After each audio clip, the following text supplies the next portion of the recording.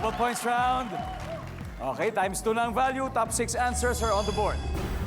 Kapag may namatay, ano ang sinasabi ng mga kaibigan sa taong namatayan para mabawasan ang nararamdaman niyang lungkot?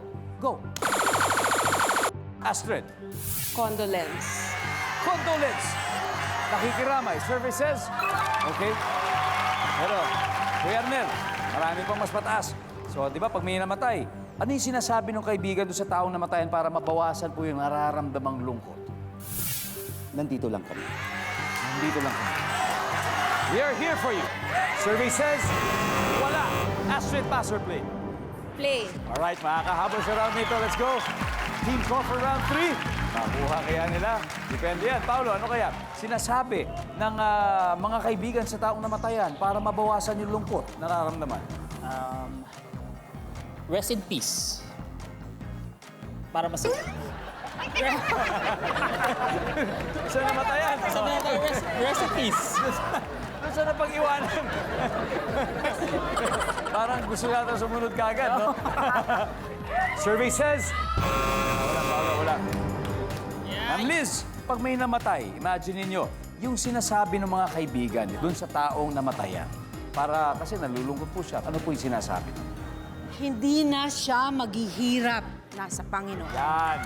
Wala nang suffering. Wala nang Di ba suffering. mga ganyan? Nandiyan po ba yan? Yes. Doc Beatrice, kapag may namatay, di ba yung sinasabi ng kaibigan doon sa namatayan para hindi malungkot? Ano kaya ito? He or she is in a better place. He or she is in a better place. Yes. Yeah, diba? Better place. Yes. Nasa maayos na siyang kalagayan. Astrid, kapag may namatay, sinasabi ng kaibigan doon sa namatayan para hindi na mabawasan yung lungkot. I'm sorry. I'm sorry. Yan.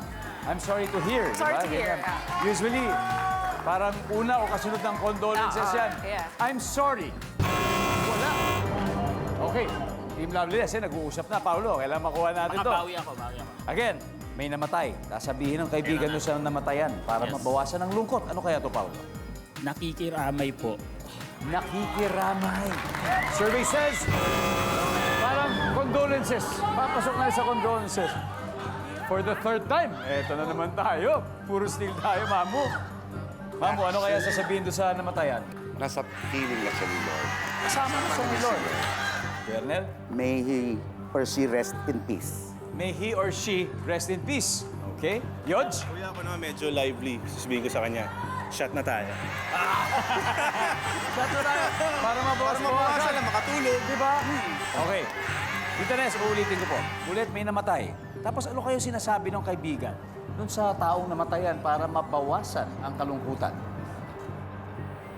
Nasa piling na siya nila. Nasa feeling na siya ni Lord. Services!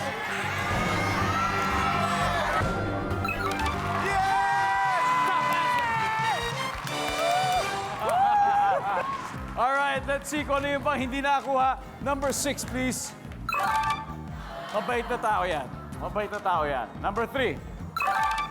I'll pray for him.